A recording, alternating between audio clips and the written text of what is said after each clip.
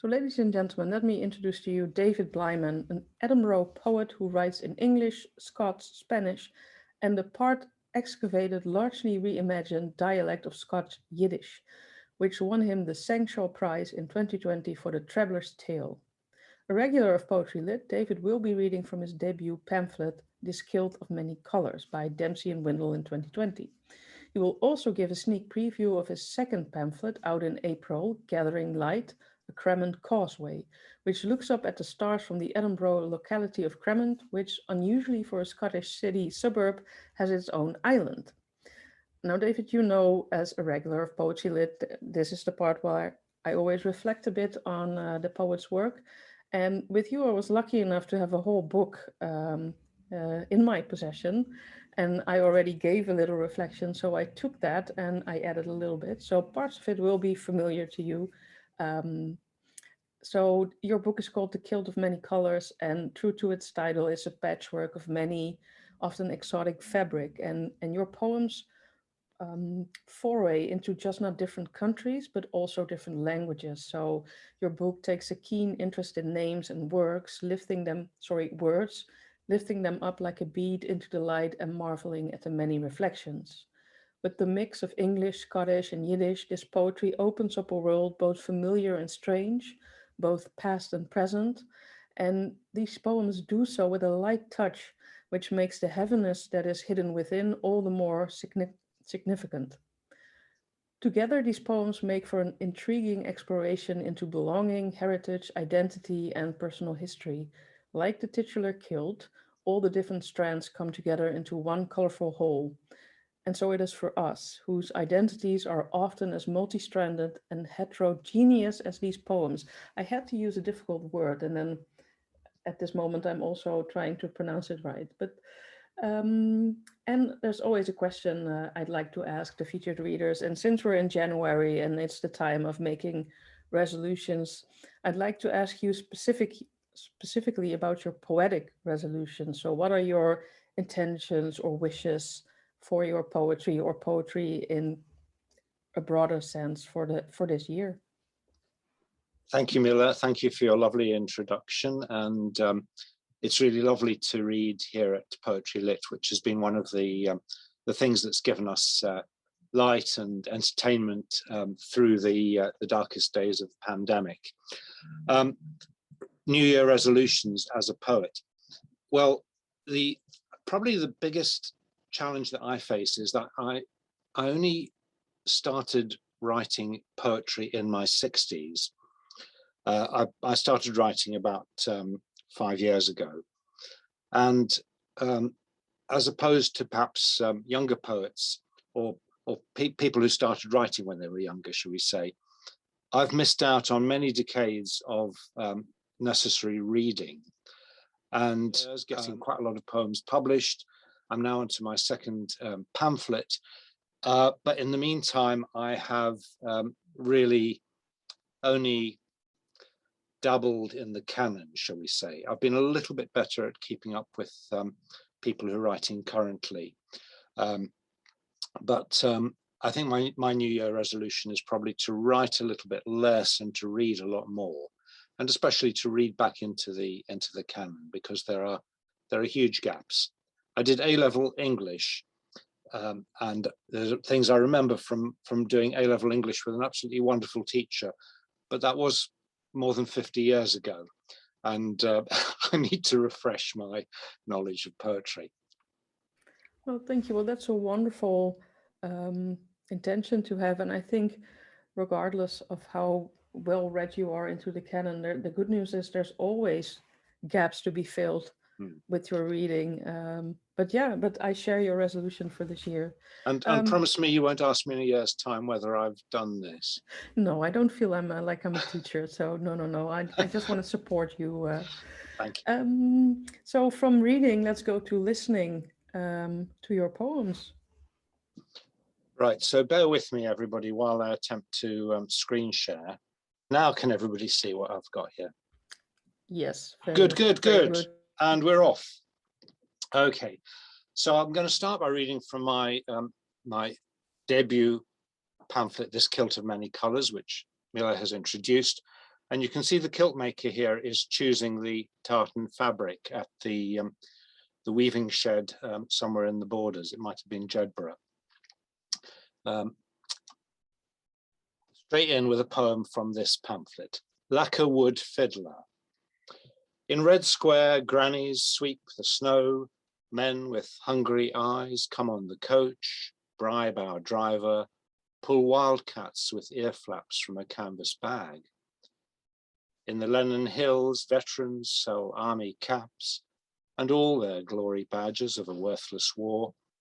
I need some trophy trinket, but I will not find you here, but posed and presented, wood freezing your anguish in the Gum department store.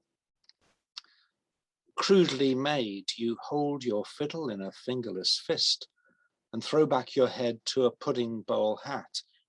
And yet, your eyes are closed and ringed in concentration, and the stubble on your chin shadows a restless moon. What is your melody, my Yidel-mitten fiddle? Who inscribed "I" on your bass? Who carved and schlepped you from your shtetl? My friend, you need to ask. The klezmer I play for your 10 rubles is singing in your granny's voice.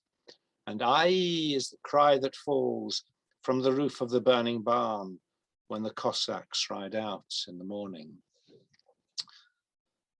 Now we move from Eastern Europe and a Jewish shtetl to a completely different scene, and we're in Spain now, and the great mosque in Cordoba, bitter fruit ripening. Fragrance of orange blossom blows him in. Carlos, king of the world. All he surveys stands on what was built before. Roman and Visigoth columns shod with horseshoe arches, innumerable as rows of palm trees. Wood panels scented with gold, intoxication of red wine marble in the veins. And above, stars set in a blue tiled sky. Here, at the heart of the Mezquita, a new cathedral chapel soars. Carlos contemplates his works, recoils from the intrusion, blames officials and architects, thinking, it is I who have destroyed something unique in the world. Yet time lends harmony to the inclusion, another jewel in a well-worn frame. In time, all faiths and none may pray where stones converge in bittersweet embrace. Here at home, friend, a grasping gale tears our blue flag set with stars, and as hope falls on toppled stones, another boy who dreamed he would be king observes what he has done. Spring blossoms affirm by their myriad flames that the oranges here will ripen again, and we shall make marmalade from bitter fruit. So you may recognize this is Princes Street in the center of Edinburgh, and you won't know this is my son when he and I were campaigning to stay in the European Union. And we turned out 74% in favor of Remain in Edinburgh. Now I'm going to move on to the Traveller's Tale. I was going to say by popular demand. Well, if Stephanie counts as popular demand, then it's by popular demand. And this is a poem in Scots Yiddish, and the difficulty is that Scots Yiddish is a dialect which is pretty much dead. But I was able to partly excavate some fragments, and the rest is reimagined. And what I would encourage you to do is not to bother about whether you understand the words here, but to just let yourself be carried along by the sound, because it's really a kind of a sound poem which explores and celebrates the fact that Scots and Yiddish share a common sound world, especially the voiceless velar fricative, or the sound in loch, for example, or in Yiddish tochas. So at the right-hand side of the screen, I've got a sort of very brief synopsis so you can get the gist of the meaning. But I do encourage you not to bother too much about whether you understand it and just enjoy it if you can. The Traveller's Tale. Dreg je tochus vrij de lachen, skreeg de ruche de mameloschen, then gepokt and gemazeld with schmutz and with smut. Scots Yiddische mishmosh is what you got. Misgoogled, gemished with achs and with ochs, a crowdy smeared bannock and hamische locks. Nu sop je drap nosek and here good nosh. Listen wheel to my meister and dinner ye fash. The selkie Stru's got, tell me this in Lamfinnens, gefilte fish, druke and she mitten drinnen.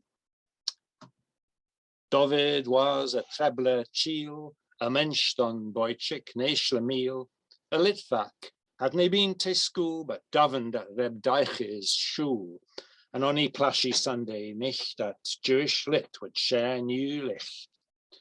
David, I took the stopping train, hoochin' wi' all the trebling men. He'd slept for miles to scrape 2 shilling, and on the train would lay to Fillen. He slept his schmutter all through Fife, Wheel Kent by mony a lanely wife, war Yid and Peckle were Ken Speckle in Ilke Fife and Toon and Stettel.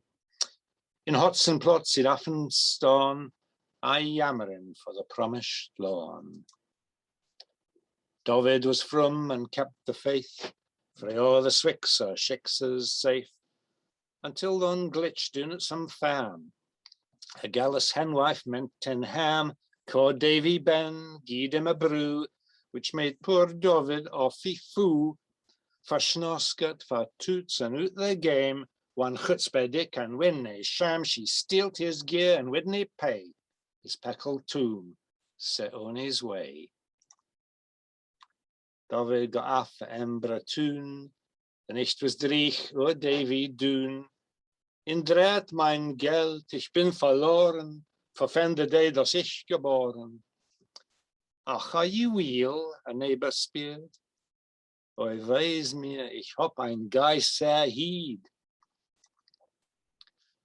Nu David and his lead along sein gain, along with Jacobs, Greenbaum, Everill came. And since Scots Yiddish has nae gone samaka, some cry me pisher badi, others alter kaka. So I'll just go back to say that this little couplet here, Acha you wheel, oi wees mir, ich hab ein Guy sehr hied, is the only true fragment of collected Scots Yiddish. And I had that from the late David Kay, a fellow poet, who heard it in the Gaubles sometime in the 1950s when he was a boy. And in some ways, when he told the story of that little anecdote, that little fragment, that probably inspired the whole poem. Now I'm going to go on to give you a taste of my next pamphlet, which is quite different. It's mostly in English for a start. Gathering Light at Cramond Causeway. As Miller said, I live in this Edinburgh suburb, which has its own island. Very, very unusual. We're only 5 miles from the centre of Edinburgh, but we might as well be, 100 miles away. I'm not going to that too much, the lack of public services and so on. But I'll give you a couple of poems. The title poem, Gathering Light. One of the good things about living in a place like this is that even in the darkest days of, or the shortest days of the winter and the darkest days of the pandemic, we were able to go out on a winter's day and gather the light. Gathering Light. This was the day we went out to collect the light, took poles, fitted grippers, stepped onto the ice. Our first catch was a shiver glinting off the river ripples, tickling the neck of the eider, flicking the edge of the shore. A mozzarella moon made a creamy face in the pines, and as the sun peered in, shimmered down to a see-through sliver. Soon we were slipping on sunlight that slid off the ice on the foreshore, bleaching the cotton ochels over the snowfields of Fife. When it came blinding over the estuary, sun skimming an unruffled sea, we gloved our eyes, blinked up, and the moon was away. This is the day we catch the dusk, lipstick kisses, cloudy collars, twilight dapples in the gloaming, gilds a glass that warms the night. And I'd like to raise a glass of whiskey at this point, but I'm actually drinking port for some reason.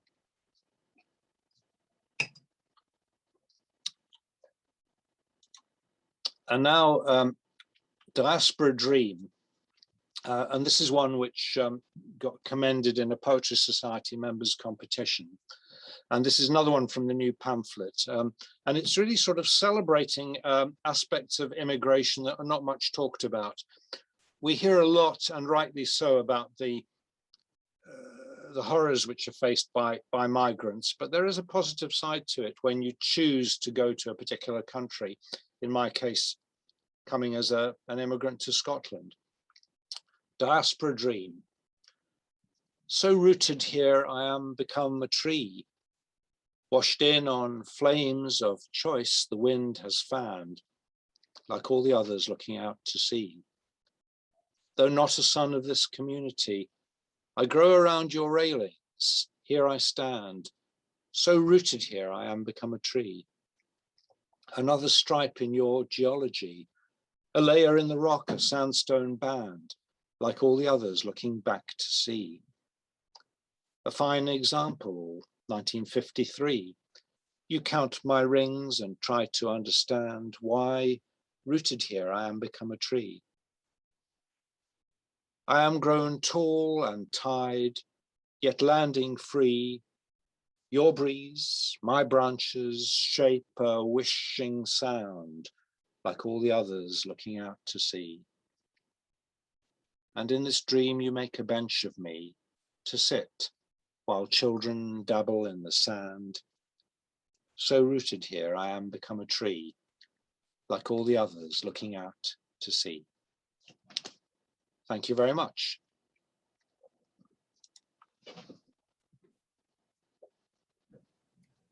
Thank you, David. That was wonderful. I noticed in one of your poems there was this word, the gloaming. It's a Scottish word, isn't it? It is. The gloaming is the dusk.